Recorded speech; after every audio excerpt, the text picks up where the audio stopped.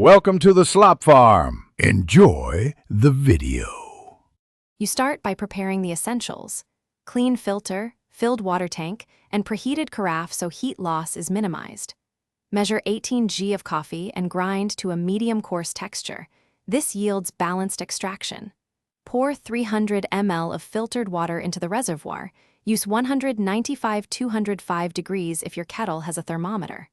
Once done, place the filter and grounds. Then run a quick rinse or blank cycle to stabilize temperature and remove any residue before you now control the extraction.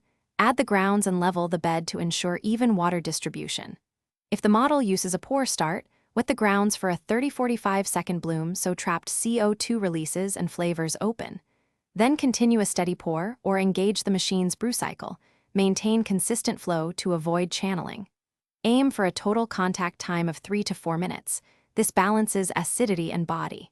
If coffee tastes off, adjust grind finer for more extraction or coarser to reduce bitterness.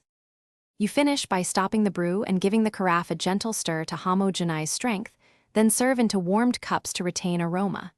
After serving, rinse the filter and empty the grounds. Clean the reservoir and wipe seals. To scale on schedule, monthly for hard water or when the indicator lights, because scale reduces heat and alters taste.